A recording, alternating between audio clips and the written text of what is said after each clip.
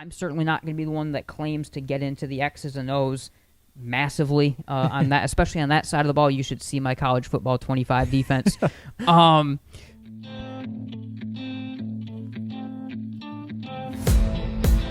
Ruff, he'll turn, give, Terry, busting into the open field. There he goes, Jaden Terry, Grandville with an answer, and another Bulldog win. Give the scurry fake. This in the backfield, evading a man, throws out of a tackle, incomplete. Zeros across the scoreboard.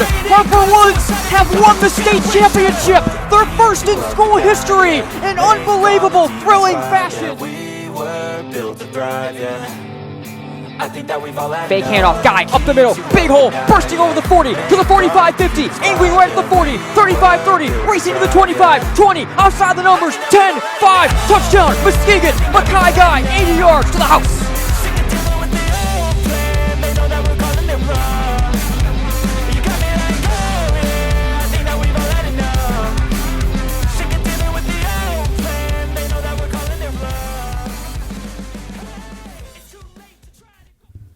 You can't get rid of us.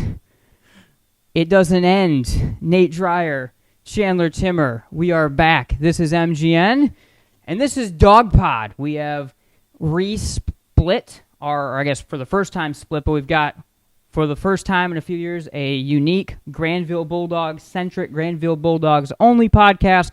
We've split also, released a day later every week, our Behind the Call, it's now called, podcast. That will be out in about a day after you're seeing this one, and that will be a little bit more generic around West Michigan, or kind of just generic in general based on especially the game of the week and whatever else is going on. So, of course, thanks again, everyone's support through this offseason. Definitely cool. I think on the Behind the Call intro, we'll maybe go behind the scenes a little bit at some of kind of the new stuff and some of the new features and different things that we're going to have. We'll kind of just hammer right into this. Of course, first and foremost, Grandville head coach Eric Stiegel, our yearly preseason interview is coming up on this show. I know that's why all of you are here. So I know you want me to stop talking so that we can get to that interview. You're going to listen to that, and then you're probably not going to listen to anything more, but whatever.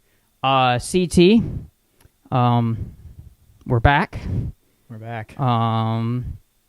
It's going to be, obviously our schedule in general is a really cool one, but in particular our Grandville Bulldogs schedule. I mean, this is going to be a fun team to cover this year for sure. Yeah, no, I think so. I mean, had the schedule out for a while now and been able to kind of preview some of the games. Of course, now we're get to dive in a little bit more in depth. Of course, starting with week one, but just kind of a overview as you look ahead to the season. A lot of really big games that we'll get to cover. A lot of other games too that we'll get to talk about. Not just Grandville, but especially looking forward to covering the Bulldogs. And couldn't start off with a better game and a really great season to look forward to. No, it for sure is going to be a lot of fun, and the start of the year is going to be something for MGN. At least we've never quite done. It's the shortest road trip I've personally taken in probably my last month stretch where I've been at with some different stuff. But regardless, that's going to be a lot of fun, and we'll break that down a little bit later on in the show. Of course, follow across social media at MI Game Night. Subscribe, like, whatever you all do on YouTube to help with the algo. We won't keep you waiting. We're recording this before the interview, but I'm sure it's great. Oh, it is, yeah. I know it's great. We've been talking to him for a long time, and the interviews are always great. Here's Grandville head coach Eric Stiegel. All right, welcome back, everyone, to Game Night. And it is our annual tradition. We're so excited for it, as always, as football's right around the corner. And it is the head coach of the Grandville Bulldogs, Eric Stiegel, who enters his 11th season this year at the helm of the Bulldogs. And, Coach, welcome on. Thanks, as always, for your time. How are you doing today? Doing great. And here's a question. I mean, how many years have you been doing Grandville football? I believe the first year was 17. I think Chandler then joined me in 18. So you guys been at it a while, and really appreciate the coverage that you give the kids and the team. So you guys always do a great job, and always are innovating and adding new stuff too. So I know our kids love it, or our fans love it, parents love it. So thanks for all you do. Yeah, no, I appreciate it. And we always say we we're especially glad that we get to primarily work with Grandville because you and the kids and everyone on down are so great to work with and so generous with your time and open to all of our crazy ideas as well, which we really, really appreciate. All right, let's get going because this is as excited for a year as I've at least been, and I'm sure you have a lot of those same sentiments in a while here. It's going to be a really, really cool team. I guess we talked to you back at Media Day a couple of weeks ago at West Ottawa. I guess if you can kind of take us through kind of camp, how things are going, how the team's going, how the feeling is as we roll into this first week of the season. Well, I think things are going well, with the team, and I told those guys. I think we expect it to go well. There are things that that we expected to happen that have happened. There are some things, there have been some surprises and some kids that were like, wow, this kid is started to play really well. And there's still things that we look at, coming out of a, camp and then a scrimmage yesterday where we know that we have to improve on. Overall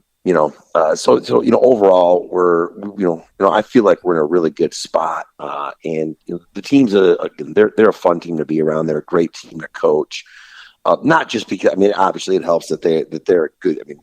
There's some really talented football players here, but they're just a fun group to be around, and guys that you just love coaching every day and getting to go to practice.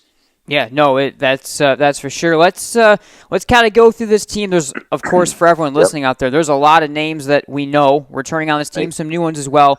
I feel like we always start on offense. Let's start on defense, where, of course, sounds good. Some of the biggest changes, I think, from last year to this year are going to be there. And in particular, we talked about it a couple weeks ago, the addition of the new defensive coordinator, Casey Zenner, who I had a chance to kind of up close watch him last night. He is intense in all the good ways, I think, coaching a football team. I guess tell us a little bit about kind of the style that he brings, what it brings to the defense, maybe schematically how things are different, what we can expect top down on the defensive side of the ball different this year from the last couple of seasons. Well, one, we are bringing back some pretty good players on defense. So I think that's going to help us. I think from the standpoint of, again, if you were there last night, there's an intensity with our defense. There's an expectation that, we're going to run to the ball. That sounds pretty simple, but we're going to run to the ball. We're going to try to find the ball and get the ball. There are some aspects of our defense that I think are going to be, maybe a little bit simpler for the kids. And then there are probably some aspects where, as we get into some of the game planning for, obviously week 1 Pick North and, the teams beyond that, where I think you're going to see some unique things and some really good things that he does schematically. But I think, more than anything, it's just the energy and the expectation of being great fundamentally. And I think, again, just kind of starting with, we got to tackle well. We got to get to the ball. I was pleased last night with our tackling. Again, there's things we got to get better with on both sides of the ball, but I think right there, it's there's a different feeling with our kids, in terms of what we have to accomplish there. Yeah, absolutely, and I think, like you said, a lot of kids return. That is especially true if we start up front defensively on that defensive line. There's a couple of new guys that will get in that rotation, but take us through that rotation because it's a lot of 3-year starters that we've known and we've seen them grow on that part of the field. Right. I think, Emery Moody and Carson Kubzak have been 3-year guys for us. Kubzak will probably be, he's going to be an interior guy for us. We're 4 down front. He'll be an interior player. Moody's an edge. I thought both those guys played really well in the scrimmage. And again, they understand again what they're up against in terms of, the big bodies, the talented offenses, the great schemes we're going to see. Those guys have an understanding of first off, the physicality that you got to play with, but number 2, then just some of the nuance of playing up there and understanding what's going on. We have some other guys that I think have really kind of stepped into some roles and are doing a good job. A kid named Evan Wyman, who I thought has played really well in camp. He's a junior. Probably about 6'1", 220, has just had a great offseason. Another kid I think can play. He can probably play interior or exterior. And then, we have a couple defensive ends that are kind of maybe coming onto the scene here. Hopefully we see some things out of them. DeMarion Carter, who played JV last year. Great energy off the ball. Again, I think we got to hone some things in with him, but Because I mean, he goes, but we got to, and then I think you look at some other guys that don't play there that are primarily probably going to be offensive linemen, and Brett Becker, who's a 3-year varsity player, defensive end for us, started defensive end every game for us last year. So, we didn't play him one snap in the scrimmage there. I'm sure he'll get some action, but I mean, part of that is just trying to keep him intact and mentally there with the offensive line. Daniel Wiley, who played last year for us as a sophomore on the interior. Again, he's an offensive tackle for us, but again, he'll get some time inside too. Then you get some other guys that you're going to see. You're going to see Lucas Cadwell, who missed last season with a collarbone injury, coming back out for us. Hopefully, we'll again provide some depth at defensive end and do some things. Vince Schultz, defensive end, whose brother played for us a couple years ago and was a very good defensive end for us. And then we have.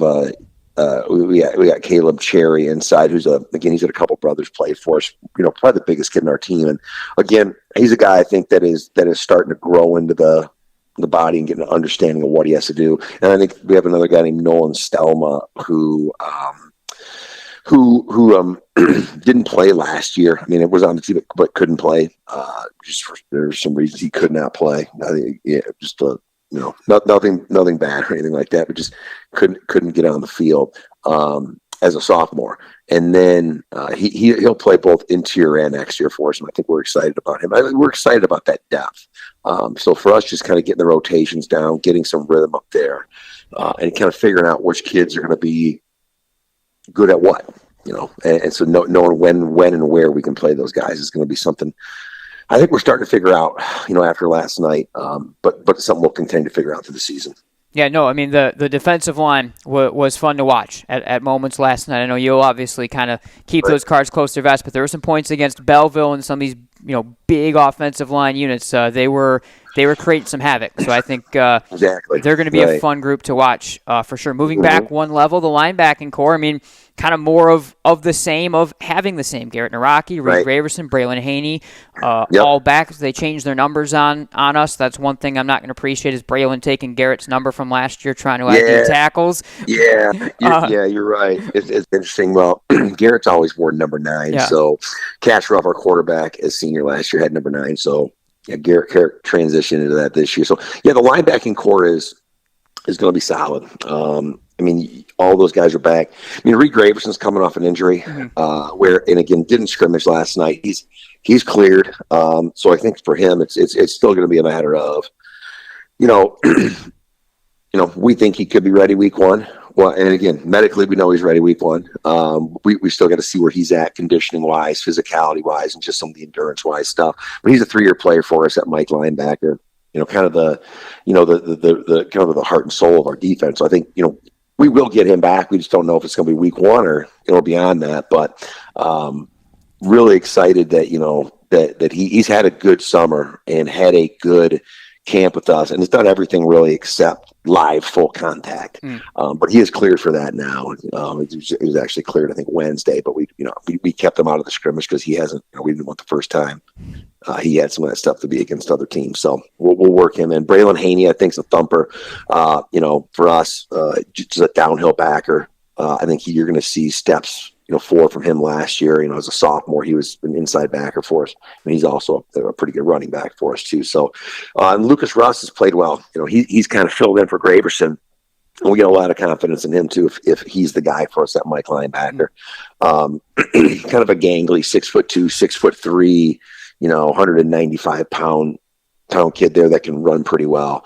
That is willing to stick his nose in there. So again, he's a junior, so we think we got a good group there.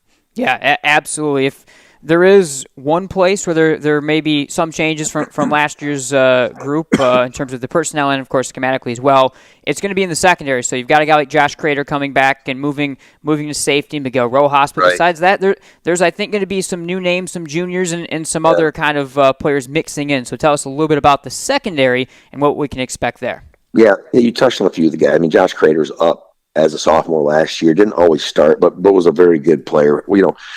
Some of the best ball skills on the team for us. We moved him to free safety. Made a great play on the ball last night in the scrimmage again. Didn't end up with it. But he's going to get those. We feel really good about him as a tackler and as a guy that can just, again, cover a lot of space in the secondary. I think you talked about Miguel, who again will be a kick returner for us. He'll play some offense for us, but again, primarily he's going to be a corner for us. I thought he tackled well last night. Very fast, good ball skills. So a guy that again we saw play last year in some different roles for us on defense too. There are some new guys, kind of a whether you call him a field linebacker or a down safety. Keegan Kroll has had a tremendous offseason. Works really, really hard, in the weight room. Had a great track season. He had a good scrimmage last night, and again, it'll be his first time playing varsity football. And I think, we saw some things out of him we were really happy with, and we saw some things last night where we got to work with him on. But I think that again, nothing where we don't think he can play, but just some things that we got to work on with him. But we're really excited about him. And I think you look at the other corner right now. It looks like Jaden Brown's in that spot. He's a kind of like a lengthy junior. Played JV last year. Good ball skills, fast, and can go up and get it. Feel good about him at corner too. And then I think a little bit of the wild card. We have probably a couple wild cards for us. In the secondary. One's Jaden Terry, who maybe his position might be it's linebacker, safety-ish. I'll put it that way. He's a great football player. Everybody sees him run the ball, but he's an outstanding defensive player. So there's going to be times when he's on the field in various roles there on defense. And then our quarterback, Ethan Newville, who was probably our best defensive back last year, as a junior, who's going to Northwood to play safety. Mm-hmm. We're going to have definitely, there's going to be times when he's on the field. And maybe we see some different personnel groups and such for us situationally. But again, as your quarterback too, we also want to make sure that we keep him healthy. And but the thing about Ethan is he's tough. He's a great tackler, and again, great ball skills. So you're going to see him on the field probably every week. It's just a matter of how many snaps and what situations we think we can get him. And the same's probably true for Tank. And I think that's one of the things that we're trying to make a conscious effort of is, we have a deep team, but we don't have 122 kids or whatever Rockford has, so, we can start 22 guys, but I think as we get into our too deep,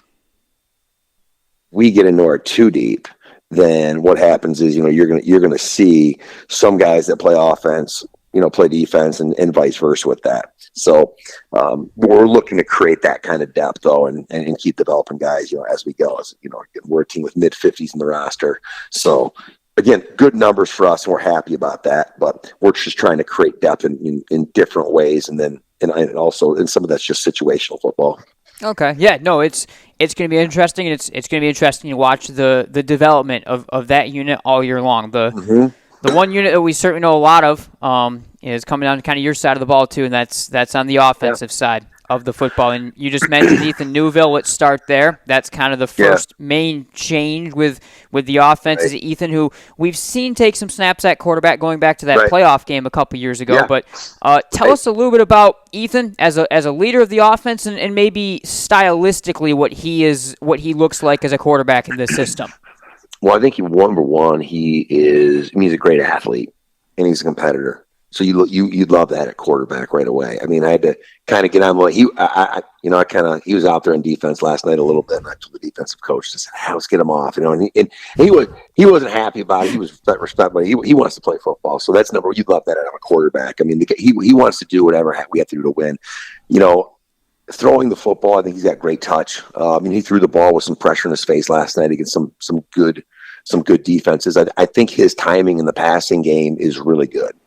And I think that is critical for us, in the play action game. I think he has a sense of when he has to throw the football. And that's big for us because, guys are open for a short period of time. We want to get it to them when they're open so they can catch it, run, and score a touchdown. So I think there's that. And I think another thing with him, I think he's one of the better quarterbacks that we've had in terms of, I would say, mechanically with the ball skills and just some of the nuances of hiding the ball back there, faking to the backs.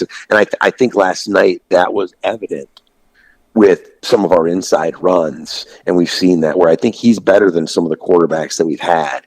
And it's one of those things. It's hard to put a metric on that, but when you watch him, I think he's very good there, and I think that just speaks to. I mean, he's worked on that, and he's a tactician, but he's also a great athlete and a playmaker, and that's what we need out of the quarterback spot. Yeah, absolutely. Let's go up front, and then we'll work our way into the skill positions after that. I mean, the big guys up front, again, a lot of returners, kind of based on how you look at it, what point in the year, something like 4 or 5 returners take us across that offensive line. There's a fair bit of size, but especially a lot of experience up front with that group. Well, we're talking offensive line. We're going to talk 7 guys, tight end, the tight end for us, and we do have a lot of experience. I think so. We'll start with the tight ends. Gibby Connolly played a lot last year. I think he started almost every game last year as a junior for us. 6'6", has gained 30 pounds, become a better blocker. Still things for him that I think he can improve on too, and that's that's exciting to me because I can look at him and I still think he's got a lot of room to get better. But he works, he works at it. So again, great receiving threat down the field, runs well, and is a real effort kid for us. So I mean that number one, and great outside zone blocker. It's nice to have a tight end that is a very good blocker, but also can hurt you down the field in the pass game and go up and get it. Other tight end is Justin LaCroix, second year playing football, really good baseball player. His brother was a tight end for us a couple of years ago, Braden LaCroix, and he's a little bit bigger, probably a little bit more of a masher blocking than his older brother. Has great hands though.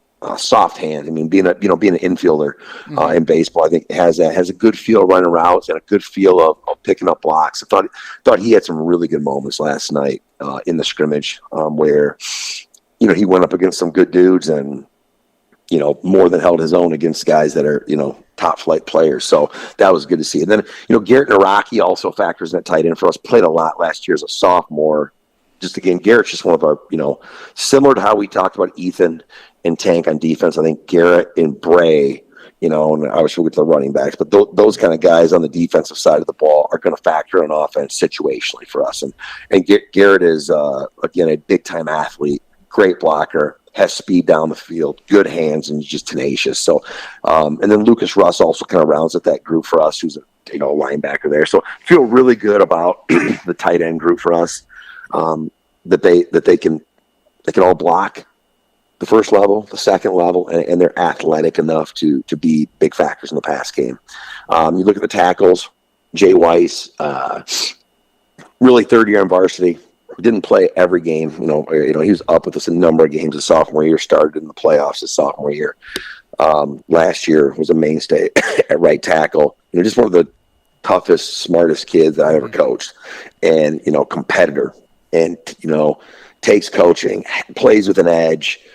Kind of sets the tone for the offensive line. So super excited for him this year to his senior year, just a great leader, team captain, and is just a outstanding kid, and can just be a mean, vicious football player. And I say that in the nicest way possible, but he can play that way. Daniel Wiley is a junior at the left tackle. Both those guys are similar size. I'd say they're 6'1" to 6'2", so they're not Jackson Buckler 6'6" height, but they're big. They're in that 6'1", 6'2", 260, 270 pound range, kind of little wrecking balls in there. Wiley played guard for us last year. We moved him up to tackle. And again, I think for him, I think he had some moments last night too were really good. And I just like I talked about with Gibby, I think, transitioning the tackle for him, there's a little bit more on your plate there at tackle in terms of some of the pass protection, some of that. And he is still getting that. And he's going to get it because he's a smart kid and he works and again, probably has as much respect as, as anyone in the team, and it was voted a team captain as a junior. I think that says a lot with a deep senior group like we have. When you vote somebody as a junior as a captain, I think that means something. So really excited about the tackles. Moving into guards, Brett Becker, 3-year player for us at guard. Probably 6 foot, just under 200 pounds. So not a giant in there, but is a guy that moves as good as any offensive lineman we've had, and his athletic pulling. I mean, he made some great blocks last night at the second level that sprung runs for us, and I think that that's his strength. But he is very, very good at holding up against the big guys in there. Because there's times we're going to ask him to go one-on-one with 260-pound kid, 280-pound kid, and he gets it done. I think Lincoln Schackemeyer is going to be that same type of kid. Schackemeyer was up with us as a long snapper last year, kind of down the stretch run. Also factors in at linebacker a little bit there. Similar size, maybe a little bit bigger than Becker, but again, in that 200-pound range, moves really well, traps really well. For him, I think again, he's played really well. The more he plays, the more feel he's going to get. I think that's the thing for him right now. He's just going to keep getting more feel. And it's one of those things where when you have an experienced unit, you're really excited about that, but you're also excited for, like, there's room for growth. Both with a kid like Jay Weiss, who's there, but also then when you look at Daniel Wiley, Lincoln Schackemeyer, Justin LaCroix, there's room for growth with all those kids, and that's exciting too. And I think the kids know that they want to keep getting better. Moving to the center, Cam Brukers was a backup center last year for us, very athletic center. Probably 6'2", 230 pounds, moves well. Again, I thought played really well last night against some big boys up front. Held his own very well, which was great to see. I think for him too. Again, this is kind of his first show playing varsity football as a senior. He's going to keep getting better too. But I thought, again, he's shown that he can play at a really high level, and I think did a great job last night. Really intense kid, gets after. So I'm really excited about that group. And then you get him some of the backups. Grant Foss at center has done really well for us too. Another senior. Matt Key is a junior who I'm pretty high on. Big long kid there, and he had some injuries over the summer, but I really see him being able to step into a tackle role if need be, and really again looking at the future for him. I think he's got a really high ceiling, being 6'4" kid that's got a lot of room to get bigger. So really excited about that group. And that's the position I coach. I'm with those guys every day, and just love where they're at. But we got we know that for us to win, that group's got to be really good, and we got to be able to control games, with that group, and we'll kind of transition to the running backs, but make our running backs, give them the room they need. Yeah, you made the transition there for me. Right. I mean, the backs are they're names that we know. They're new names. There's names that are new, but are last names at least that we know with this group as well. Of course, Jaden Terry, Easton Sadinsky back. In the middle of them, a really exciting sophomore. I'll let you talk about him as well, and a lot of depth outside of that as well. Yeah, it's a deep group, and I think that you look at Tank and Easton. Those guys are both just phenomenal, and Jaden is such. I mean, he's the best running back I've ever coached. He may be the best running back in the state of Michigan. I would say that yes, that is my opinion. Yes. Yeah, and he's shown that he can run inside, can run outside, can catch the ball, can block, and is phenomenal. And again, I think he's better now that he's a year older, he's a year stronger, he's a year wiser. He understands it. He's as dynamic as they get. Probably just the best football player that I've ever coached. And again, I've said this to our I've said this to numerous people. He could probably start at 9 positions on defense and be really, really good there. Like he could play a lot of spots there on defense. And again, he's just a tremendous football player. So he's obviously going to be a focal point both for us and how we're going to get him the ball. And then he's going to get the ball like you've seen him get it before, but, hopefully we're going to have some creative ways to get him the ball, keep people off balance a little bit too. And then, if we didn't, thankfully we do have Jaden Terry. But if we didn't have Jaden Terry, I think you'd look at Easton Sadinsky and go, oh, this is one of the best skill players in the OK Red. Had an injury-riddled season last year. But still, I think he missed 6 or 7 games and still ran for close to 600 yards. Had a 250-yard game against Hudsonville in the regular season. Last night was dynamic, running the ball, is physical, has speed, can cut. I think when you look at those two guys back there, those two halfbacks are as dynamic as I think we've had. There's been some great backfields at Grandville, obviously in my time there, but those two guys are special players. And I think the key for Easton is staying healthy. He's been, his sophomore year, he got a little dinged. Last year was dinged, and we missed him down the stretch run. But those two guys can both go inside, outside, catch the ball, block. So I think that just, if people want to, whether personnel their defense to Jaden or shade their defense to Jaden, I mean, we can hurt you with Easton, and we can hurt you big with Easton. You look in the middle right now, I think, there's still a little bit of battle in there for our fullback spot between DJ Hardiman, who's a sophomore, and Jeremiah Morales. I think, DJ has as a sophomore, again, we kind of looked at him in our winter workouts, and I'm just all of a sudden looking at this guy. I'm like, he was a really good player on our freshman team last year, but he was not necessarily on our radar to be a starter on offense for us as a sophomore. But all of a sudden, you're kind of looking at him in some of these, competitive events we're doing, and we're like, he's right up there with guys that are 2 years older than him, competing with him. And he has had a great offseason. I think that showed again last night, where he hits the inside, runs really quick, and has great vision in there. Again, I think has a lot of room to grow, because a big part of our run, a big part of playing running back for us, probably 60% of it is blocking, and he's done a great job at that. But there are still things. The more football he sees against good teams, the better he's going to get. And sometimes, even when you're live in practice, it's hard to create what you see against a team like Muskegon in a scrimmage. And I think he started to get better towards the end of that scrimmage, again, against a team like that. And he started to feel that a little bit. And that's what he needs. He needs that. But he's an exciting player, catches the ball really well, and is extremely coachable. And again, like you said, we got depth there. Braylon Haney is, he's a hammer for us. Ran the ball, a few times last night. Last year, when we had Sadinsky get hurt, we had Graverson get hurt, he stepped in, and we really didn't miss a beat on offense. I think the key for us, though, is to keep him fresh for defense, because that's been a theme for us with our guys. We're trying to keep these guys, hopefully, again, looking at we want to be playing football in late November. That's the goal for this team.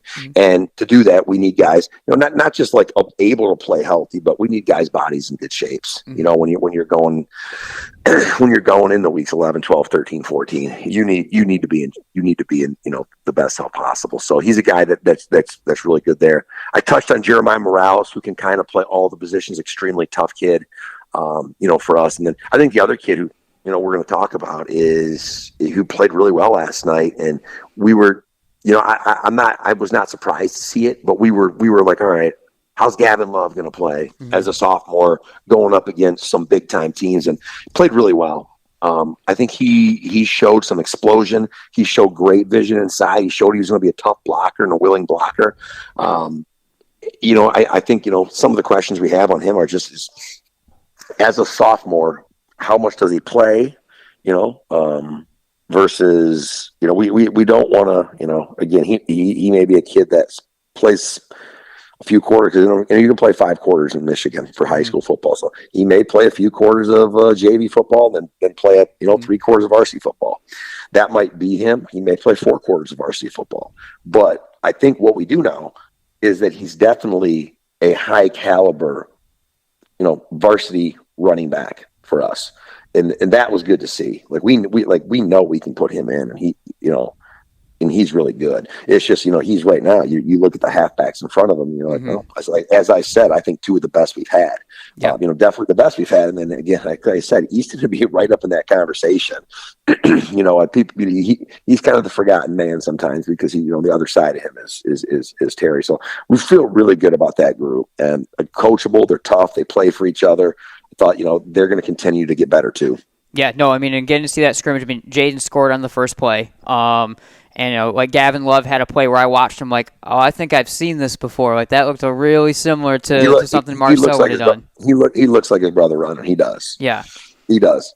I've called him Marcel a few times. So, yes, and that, yeah. So he's got some of that ability for sure. And there's going to be points this year where I'm sure he's going to be, doing some things for us. But that group is really good. Yeah. Let's kind of wrap things up. First, let's touch on special teams. Obviously, I know Jake Karanen returns there, and you guys do some things. I mean, you guys, in large part, won that Caledonia game because of the special teams. I think when you look back to how that game was won on the margin. So, kind of tell us about that group and Karanen and the other kickers as well as part of that unit. Yeah. So I think Jake is going to be coming back. He's a tremendous athlete. I think he's a college football kicker. Big leg. We've seen him make in practice, kicks mid-50s. As I said, for us, it's like, hey, if we just get the snap and the protection, he's going to make it because he's, and again, very, very reliable. Pressure is not going to be a thing for him. So feel really good about him. I think, his leg has gotten stronger. So hopefully, again, we're seeing more touchbacks this year from him. Even he had some last year. We're hoping we're going to see even more. He's learned to punt this year. So right now he's our punter. Okay. And he can bang them. He can really, really hit them. So, and again, we don't want to punt a lot, but when we do, hopefully he can swing the field position for us and we can cover it. Lincoln Schackemeyer, long snapper and short snapper, did that last year for us. A lot of confidence in him. Reed Graverson also has snapped before too. And then I think you look at, the return man, Miguel Rojas, who had, he had obviously the two big kick returns against Caledonia that were game changers, no doubt. I think the opening kickoff and then one in the third quarter, I think that kind of put us right back in the game when we might have been down 2 scores.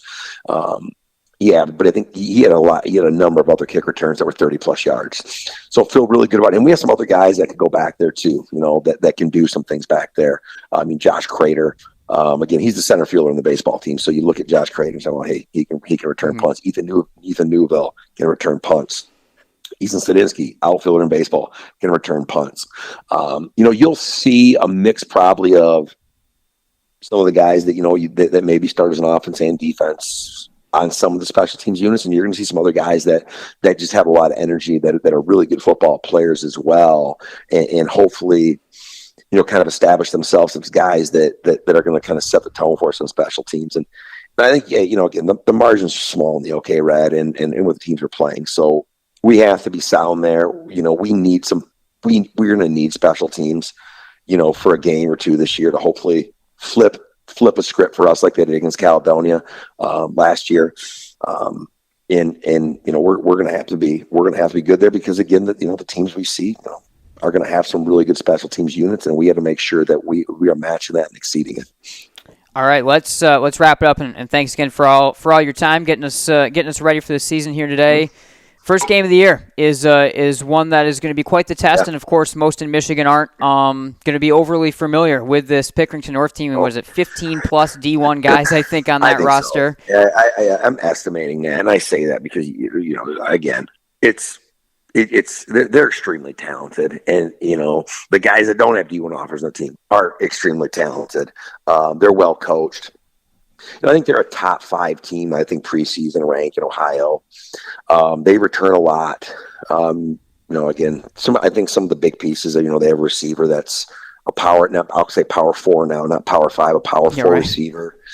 The other receiver is a Division I player. I said the other, they have more than 2. I think their top 2 have offers and are really good. So it's not like you can just say, hey, take away one guy. The running back is a scholarship, Division I player. The quarterback is committed to Wisconsin. They have a great offensive line and tight end. So they're going to be dynamic in terms of what we have to defend on that side of the ball. In terms of, we haven't seen them play with a new quarterback yet. They're going to play tonight, so we'll watch that. They're playing the number 1 team in the state in Ohio tonight. So you can look at that both ways as an advantage for them if they got a game under their belt, but there's also some advantage to us. And, maybe we haven't shown all our cards yet, per se with that. And, I think they're going to show them tonight against the number 1 team in the state, it's a huge game for them. They are again, a team that, it's hard to say who you compare them to in Michigan. But they're going to be, again, one of the best screen teams we've seen in terms of offensive linemen being athletic, getting down there. We'll probably have a good quarterback run game because the quarterback is a great thrower, but he's a big time athlete too. So that'll be a challenge for us, I think, to get stops in that game, to create turnovers, and just kind of keep their offense, at bay. Defensively, they're stout up front, they're physical. We've seen them play against some good run teams. I don't know that they've played against a team like us, but I also think that they're going to be well coached on that side of the ball. And again, for us, one of the messages that I've said over and over to our coaches and to our kids it's that we got to get the game down our path, and we got to make teams play our way. Okay. And that way can alter each week. But, for a team like Pickerington North, we need them to play our kind of game. And then again, we got to get them we got to force that hand. Okay, they're not going to willingly just do that. And when I say that, I mean, we got to force it into a little bit of a grind game, and force it into, we got to put pressure on them, and not make it comfortable for them on either side of the ball. And again, just kind of get them to play our style of football. And, if they can beat us doing that, then, we tip our cap to them, and we know they're a really good football team. But that's how we got to win that game. And that's how we got to win that game. So it's not going mano a mano, match up here, match up there. It's us. Our 11 have to play faster than their 11. Our 11 have to play more together than their 11. That's what it takes to be a team like that. Because I clearly think they are a team that's probably as good as almost any team in the state of Michigan. You don't know that yet, but they're in that conversation. I'll put it that way. So we, probably the most talented team in terms of just raw talent that I think that I've seen in my time at Grandville playing. So that so it's going to be challenging. It's going to be fun. But that's, again, that's what we're going to do. And we're going to go after these guys, and we will go down there, and I'm sure the people from Ohio will just, and the referees will love all these people from Michigan, And again, I will say that I am not a Michigan Wolverine fan. I am a Michigan State Spartan fan. So I can be right with these Ohio State people down there. But we wanted to take a visit to Ohio State. I think Ryan Day put a nix to that, it's because we're from Michigan. So I thought we wanted to get in there. I think Coach Day said, these guys from Michigan, we don't need them coming in our building. So we'll have some other activities on Friday afternoon before the game, because we're heading down Thursday for that one. So it will be a fun trip, for us, but it'll be a fun week of prep for us. No, it's good. I'm glad he didn't let you in the building. Some of that softness might have worn off onto your program. You don't want that. Yeah, you're right. All right, Coach, thank you so much. As always, for your time. I know everyone will really, really appreciate this rundown, and good luck all year, and go Dogs. Thank you so much. All right, thanks a lot for all you do. Go Dogs. We'll see you guys later. All right, sounds good. We are Centennial Securities, an independent firm with a team of committed professionals who strive to exceed our clients' expectations by giving outstanding service. We're proud to be part of our community where we live and work.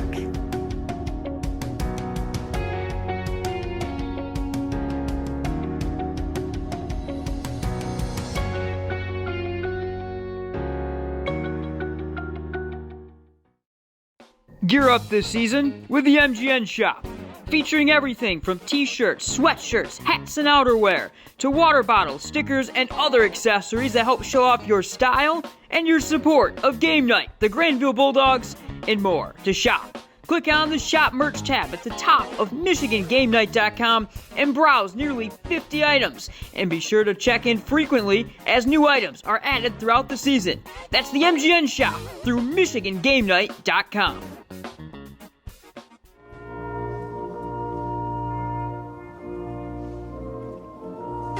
Upgrade to Music Jams Premium to get uninterrupted listening on all your favorite tunes. Click here to start your 7-day free trial. If it's important, it's not worth compromising.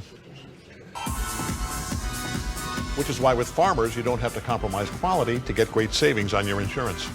I got this. We are farmers. Bum, bum, bum, bum, bum, bum. Game Night is presented in part by Farmers Insurance, Bennett Center Agency, for all auto, home, specialty, life, and commercial insurance. See what a center can do for you. All right, welcome back to Dawg Pod 2024, Episode 1. Thanks, as always, to Grandville head coach Eric Stiegel for his time and helping us get a little bit excited, or a little bit more excited about this upcoming season. And now, CT, we can kind of break things down, kind of look a little bit more of kind of our analysis and our view on, I think as Coach Stiegel outlined, what's going to be an exciting team. We've mentioned in a couple of different interviews with him, a team that has kind of been building over the last few seasons, and I think is going to provide a very, very interesting year for us to cover on the whole. First off, the other note, like I said, we're recording our part before the interview. We're also recording our part before the scrimmage. So we're a day before the scrimmage that Grandville had with Belleville and all Muskegon and all these other state powers. So if there's any big development, injury-wise for any team or for depth-wise or anything, that's why, yes, we are idiots, we know, but it's also because it maybe happened after we recorded this. So that's my note. Okay. Just so that they know. Because put that out there. Yes, we are dumb. No, in this case, it's because we didn't know. Yes. Okay. Just want to cover safety blanket cover there. that. Yes. All right. Let's talk about this team a little bit. Let's start on the offensive side of the football, even though the defensive side probably has the bigger story. I mean, the story with the offense is that things remain the same so much. I mean, realistically, depending on how you look at it, 3 or 4 of the 5 on the offensive line are back. Realistically, the 2 tight ends, kind of based on what package they were in last year, back. The running back room is back entirely with a bunch of young guys. New quarterback, but a quarterback we've already seen. Let's start at the quarterback position. Let's start with Ethan Newville. We saw him as a freshman. He came into that playoff game against Caledonia when he was the 3rd stringer because Cash Ruff broke his hand immediately in that game. After Carson Smith was already down with an injury going into that week. And he looked fine. I think great athlete, we know that with Newville. I think he's going to provide a little bit different style to quarterbacking than what Cash Ruff did in this system. And it's a little bit taking it back to kind of the T quarterback that's a very, very good athlete, runs the system well, can throw the football, but mostly is able to distribute and run the system the way that Coach Stiegel needs the system run. Maybe not quite as many. I mean, you think of like Cash Ruff's biggest plays of the year last year in that Caledonia game were kind of off-script sort of plays. I think while Newville certainly has the athleticism to do that, I think based on what we've seen of him, which it's been a couple years now, I think he's a little bit of a stick-to-script guy, which I think is all you're going to need. If he does his job completely well, which I expect he can, it's perfect for what the team has outside of him. Yeah, it really is. I think, we'll talk more about the pieces around him coming up, but I think, just looking at years past and what the talent they have there, you don't need as many of the off-script plays in this style offense, especially if you've got a quarterback that can handle the football, can play clean, does exactly what he's asked to do. That's exactly what Coach Stiegel and the Bulldogs coaching staff want out of their quarterback. And I think, especially early on in the season, I think anytime you're breaking in a new quarterback, it's going to be a little bit of a learning curve, no matter, even though Ethan Newville has a lot of practice as a varsity player. I mean, has a lot of experience, so it's not like this is his first time on the varsity field. That definitely helps. He's been playing a lot of football on the defensive side, as you mentioned, has taken some snaps at the quarterback position in game action as well. So that definitely helps. But I think as the season goes along, maybe you see some more of those plays where he's able to do some extra things and going above and beyond in some bigger games. But I think especially early on, when you've got a guy that you just know can comfortably run the offense, a guy that's not going to make mistakes, can get the ball out to his playmakers, that's exactly what this Bulldogs offense need, and especially against some really tough challenges early on. They've got some good depth too. Jeffrey Fogelsonger is the backup, the junior quarterback, and obviously I think Josh Crater had played some quarterback as well before he came up. He'll be playing on the defensive side of the ball, have a big role on the defensive side of the ball. We'll talk about that, but Fogelsonger also kind of very similar, and I think a good passer as well. So there's some depth at this position as well, as if needed as the year goes on, which is always good, especially for a team. Let's take a step back too, because let's talk 1,000-foot view before we get more to the positions. The one thing this team probably was missing last year, and probably their biggest downfall, was the lack of depth. I mean, a team that had right around 40, whatever it was, varsity players. This year, that number way up. Last year, every single major contributor, essentially, outside of essentially Cash Ruff and Jaden Terry, were playing both ways and having to play every snap against big D1 schools. That's not going to be the case this year. There's going to be much more limited two-way sort of players. You cannot overstate how big of a difference that makes, especially with the schedule they have, which we're going to get into. Yeah, for sure. When you've got the depth of guys, and just looking specifically, talk about the running back room and having a bunch of guys there that can kind of sub in, and you're comfortable with a bunch of those guys in the backfield. You've got options at quarterback as well that you never want to have to play in for injuries, but it's kind of been a part of the game, and it always will be. And so to have those guys there, so where you can break things up a little bit, you don't have to have guys playing both ways all the time. You can bring them in and have them do so because they have that ability. If you need them on the offensive side of the ball in a certain game plan, they can play. If you need them on the defensive side of the ball for a game plan, or whether injuries pop up, just to have that versatility to where you can bring those guys in, sub them out. You don't really feel like you're completely changing the feeling of the game based on who's in there at a certain time, and that's definitely a luxury that the Bulldogs are hoping to have this season. The running back room, of course, is what people are going to look to. The run game in general. Again, offensive line. Essentially, you're going to lose. You lose tackle, you lose center, you lose essentially extra tackle, offensive lineman in Mike Medeiros, but really everyone else, for the most part, that were big time minutes eaters, for lack of a better term. Last year, they're going to come back on that offensive line. We know how good that unit is. With 3-year seniors anchoring things as well, with guys like Weiss and Becker, and a future 3-year senior and Wiley, and on the list goes with the guys that you've got up front. But the running backs behind are, for a T offense, there are legitimately 9 names, I would say, in a depth of probably 3 at each running back spot. The left running back spot is not going to rotate a ton, I'm going to be honest with everyone. Right. But the other spots, they have guys that can do every single role possible. We'll talk about the left running back spot in a minute. We're going to push that aside because that's a separate talking point with this team, and it's, as of like the last week, the talking point has gotten that much more interesting with some visits that are on the table. Right. Fullback, so you've got Rojas, Morales. We saw each of them last year, probably more speed fullbacks. They also play defensive back. And then a sophomore, DJ Hardiman. The main thing I've heard about this kid, and I'm excited to see him play at the scrimmage, is he's kind of a little bit more of a hammer fullback, a guy that we haven't really seen as much. Great speed, too, great athleticism, but he's a tough kid and brings a little bit of a different edge. The mix at fullback is terrific because the last couple years, there wasn't that. They had depth at other running back positions. The one place they didn't necessarily have a ton of depth was backing up Carson Kopko. He kind of had to do it mostly himself, along with Morales, who was coming up as an underclassman at the time and got some snaps later in the year. So having depth at fullback, and again having a couple of guys that are going to have to play on the defensive side of the ball, not have to have that full load, very good at that position. Plus a mix of, you've got the trap guy that can run blazing speed like Morales, and of course Rojas, we know how quick he is. But then also kind of that kind of hybrid hammer fullback guy in Hardiman. Yeah, it'll be nice to kind of have different aspects of that role that you can throw in the game at different times. I think when you've got a fullback that can be really powerful, we've seen how dynamic that position can be in the Grandville offense over the years. So, but to have that versatility too, where in short yardage situations you can have a guy that can really muscle forward, punch it in on the goal line, those type of things. And, of course, got other running backs that are kind of known for doing that too. But you've got multiple options of guys that can get some tough yardage, but then also to have that big play capability out of the fullback position. We've seen countless times where you run that fullback right through the middle of the field, and if you've got speed to break it, that can completely change a game. And so to have different guys that can do multiple things, both in that similar role, should definitely help. The other running back spot opposite Tank.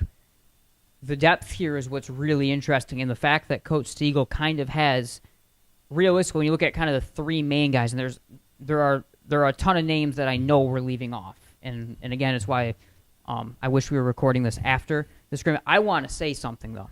So normally when we have problems recording things or whatever, 99.9% of the time it's my fault because of the travel schedule. His fault. This one's on me. I'll take the blame for this one. So just want to put that out there because it's not my fault. When we miss 2 whole games later in the year, that's going to be my fault. Yeah. But having to record the podcast one day earlier, that's him. So my fault. Point Nate. What was the running backs? Yes. So Easton Sadinsky's back. Hopefully healthy for this whole season, and likely again probably not going to have to play both ways quite as much. We know what he is as a receiving running back and a pure runner as well, but kind of in that, I don't want to call it a scat back per se because he's way beyond that, but the Tyson Mann role in this offense from a few years ago, he's back in that role. And then you've got Braylon Haney back as well, who I think has changed his number to 23. Okay. So I don't appreciate that on the defensive side of the ball if he's making tackles, and I'm going to spend 3 weeks crediting Naraki, who's now 9 tackles for Haney. So I don't appreciate that yet. We're going to have to get that locked in our memory, but we'll get there by a couple weeks into the year. So then you have him, the hammer he was down the stretch last year, getting 2 yards. If they needed 3 yards, Braylon Haney got you 3.5, like every single time.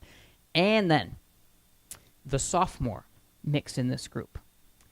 Everyone remembers Marcel Love from the original version of Terry and Love. Well, we have another one, and this is Gavin Love, who is a sophomore, and he is, I would say, same build, same measurables in a lot of regards, same style runner. I think he's going to have the opportunity to be brought in slowly throughout the year. Will it be a little bit of, when Coach Stiegel told us we're going to bring Jaden in slowly 2 years ago, and then he ran him 30 times the first game of the year? I don't know. I think he has been practicing with the second team for the first week of practice or so. But again, great mix and 3 guys that do it in 3 different ways in that other running back spot. And that's the most exciting, is based on what down and distance and what position you're in, you've got a guy to plug in there that is perfect for whatever situational role. Yeah, I think that's what starts to make that offense even more scary, is that you've got those guys that you've got the receiving back and Sadinsky, a guy who's done that, and if he can stay healthy, can really be a threat. Of course, Jaden Terry got the big play, and teams are going to have to focus on him at all times, and Braylon Haney, another guy that's really tough, and so you start looking across that backfield, and you've got guys that can beat you in all different sorts of ways, and that's when this Bulldogs offense is at its best, is you're not just fearing one guy, you've got multiple backs and a quarterback as well that you all have to be concerned about, and that's when this offense, it's really got you looking multiple different directions at all times, because they've got that versatility, even though the formation's going to be the same basically every single time. Maybe. Maybe. We'll see. Coach Stiegel always has got a few wrinkles in there. Maybe if they're going to run a air raid this year, you never know. Maybe. I don't know. You'll have to tell me after the scrimmage tomorrow if we're way off on this. I feel pretty comfortable committing to that going into it, but I guess we'll see. Right.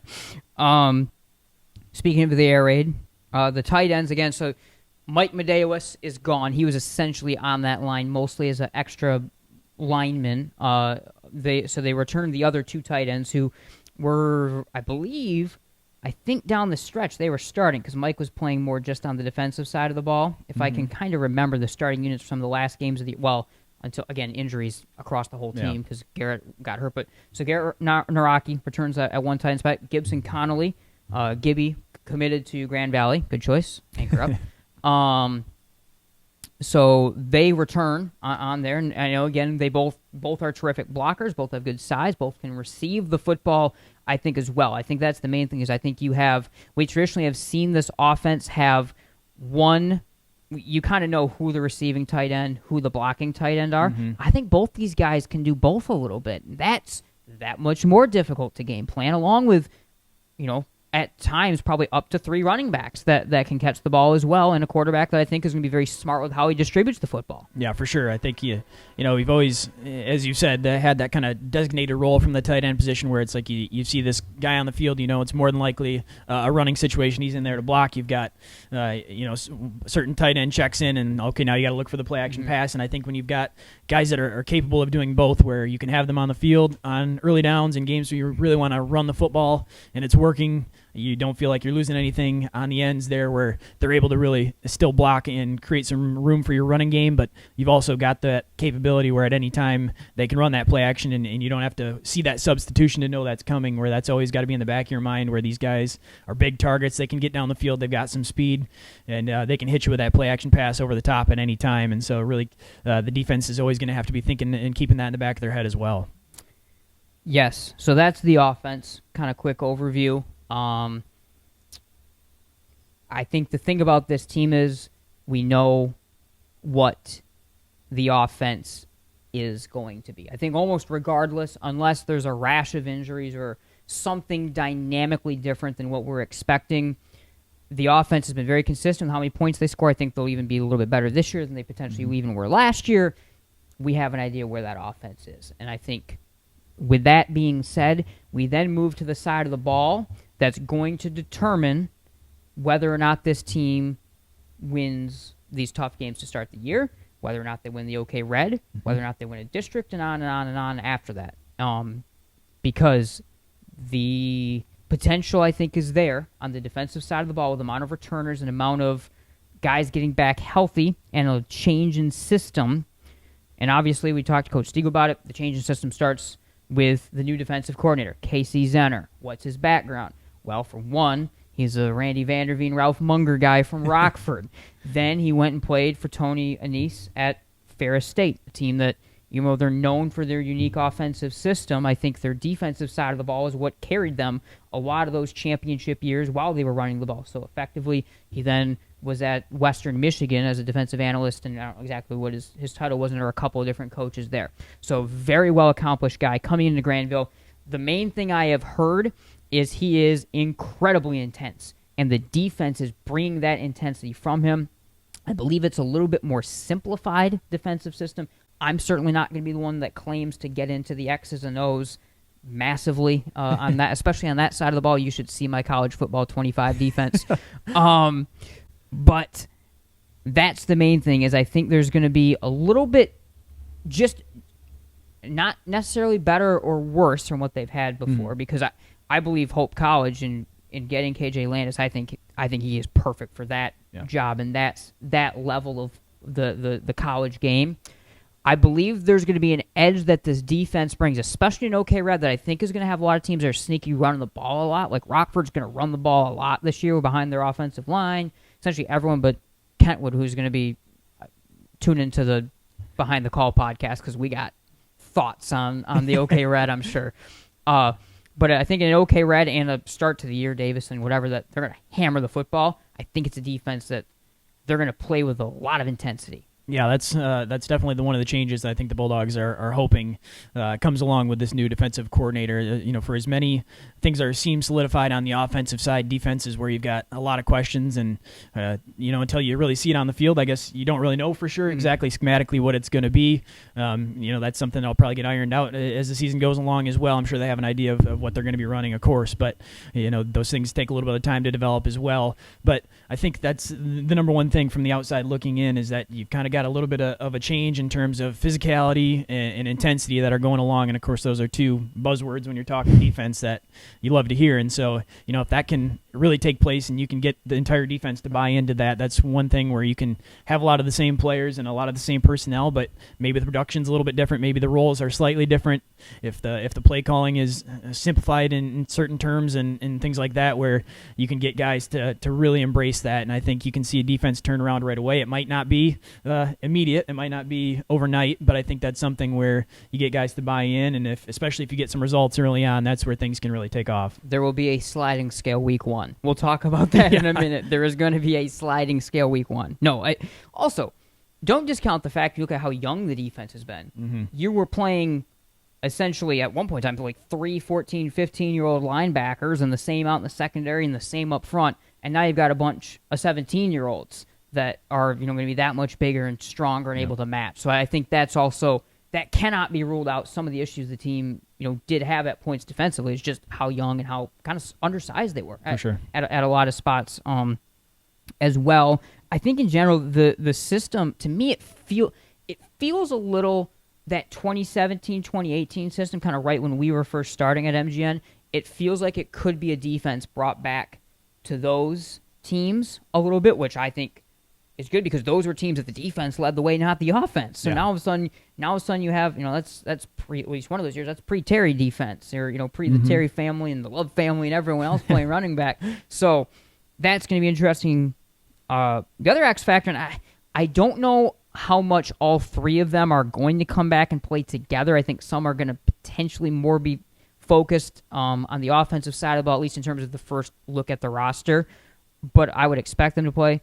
How about the impact of all three linebackers coming back for a second year, playing together, growing, and also all getting healthy because they had significant injuries to two of the three, including their leader in the middle of it all, Reed Graverson, last year. So the fact that you get Naraki, Graverson, Haney, and all the other young guys, Hardiman and now these other talented guys as well, coming back that can step into that role at linebacker, that is huge and cannot be understated. The middle of your defense is going to be that salty and that together of a group. Yeah, definitely. I think to cut some more slack for the defense last year that's a huge part of it too. When you lose some of your leaders like that right in the middle of the defense, some of the numbers were going to look a little bit ugly when in the points that you gave up last season. So to get those guys back, and that kind of goes back to some of the depth on the offensive side of the ball as well, where those guys are all capable of playing the linebacker position. We'll see exactly what that mix looks like of who's going to be playing more offense, who's going to be playing more in defense, if that role changes as the season goes along. But to have that opportunity to have those guys back that are all potential leaders on the defensive side, guys that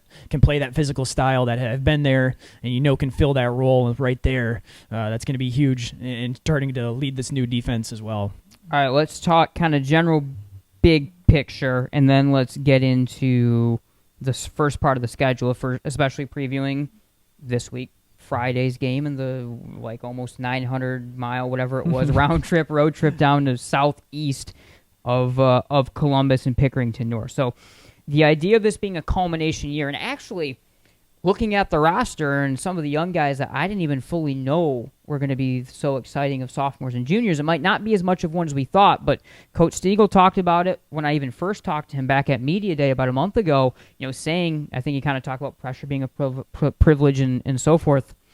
Pressure's on this group. Mm-hmm. They have had 3 years, 4 years in some cases, darn year together, playing on varsity, coming up with this group, having injuries, having trials, learning how to lose games really first.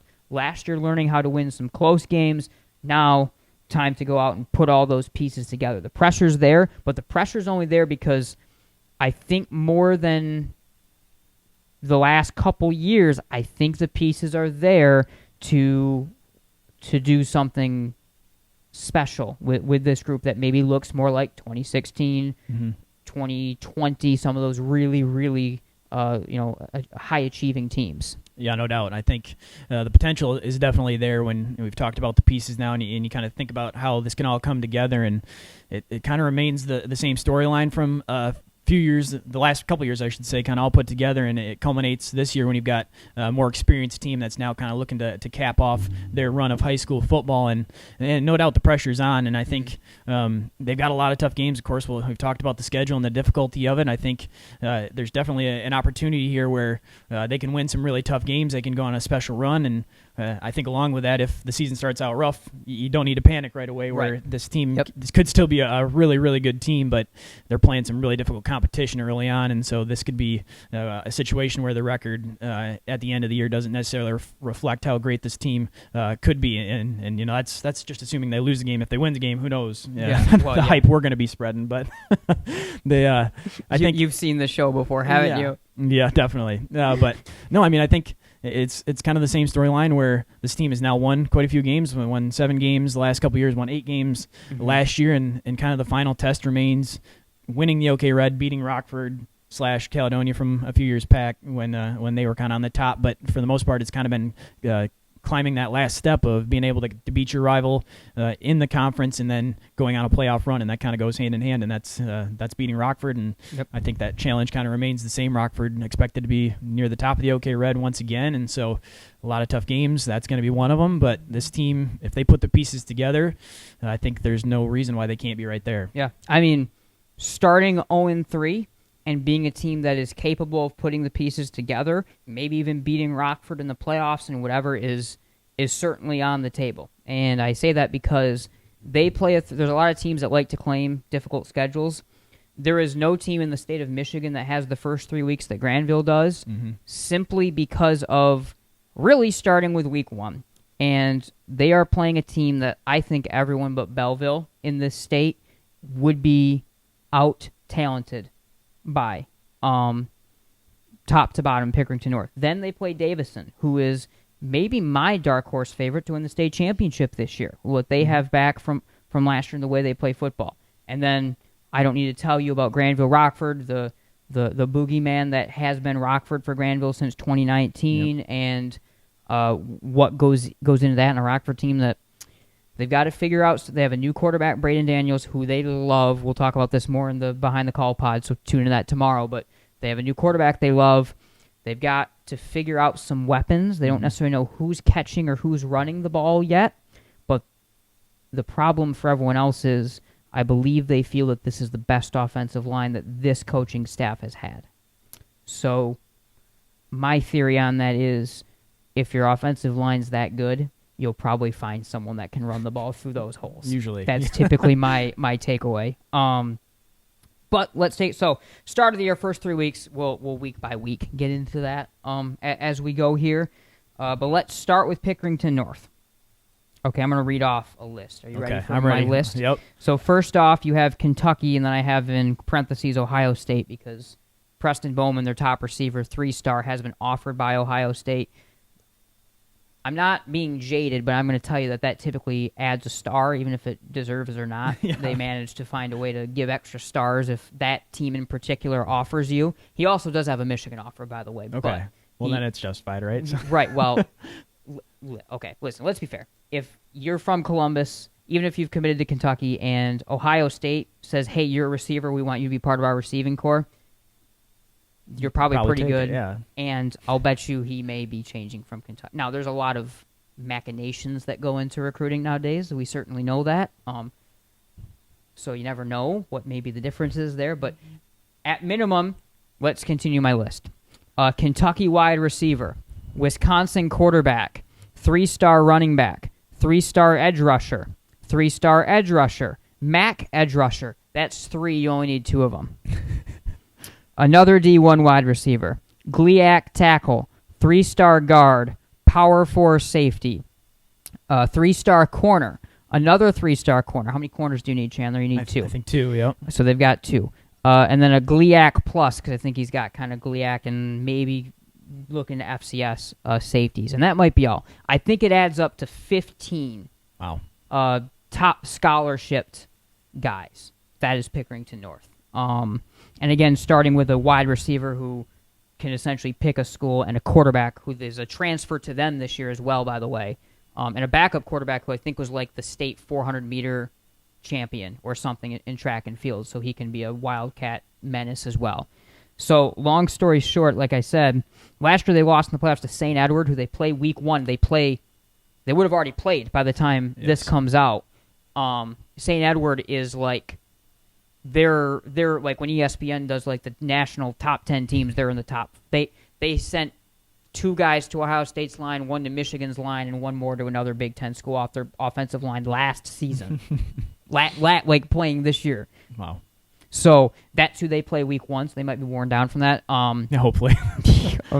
It's either the Kinks are out and they're mad, yeah, or they've won and they're on a roll, or they're maybe tired from having to play that. Regardless, it could spin however. No team in the state of Michigan, frankly, has to play this, and I don't think people are fully aware of it yet. This is quite the collection of talent they have to play. Here's the X factor, and I'll let you take this wherever you want to take it with your answer. The power T is something that we see a lot of in West Michigan, oddly enough, but it's kind of a novelty in Ohio. Despite a lot of really good power programs down in Ohio, they don't see it. I don't know if they've really ever seen the T. I think they have one team around them that maybe plays the flex bone. I heard their coach talking about, but or maybe plays a wing T, which again there's a difference. We've gone over this. So I'll let you take that. You've got 15 Division I players, but they've never seen a team that is willing to line up 3 running backs and 2 tight ends and run it at them 60 times a game and say, you can't stop it. And guess what? Normally they can't. Yeah, no, it's true. It can kind of be the great neutralizer, or at least that's what the Bulldogs are hoping. And I think we've seen it in the past, definitely, where you've got this kind of unique offense where, yeah, they've never seen a lot of those guys as they're doing their prep for their week 2. It's going to be kind of a quick turnaround for them where, yeah, this is an offense that it takes a while to get down. You see it all the time, and that's what, and locally when teams have seen it more often. So I can only imagine when a team that has no idea what this is suddenly running at them like that. That's definitely an adjustment. Of course, when you look at star power, they're going to have a lot more than basically every team pretty much anywhere. But I believe it was Coach Stiegel talking in your preseason interview where it's kind of like the sum of the parts is going to be the whole Grandville team can maybe outweigh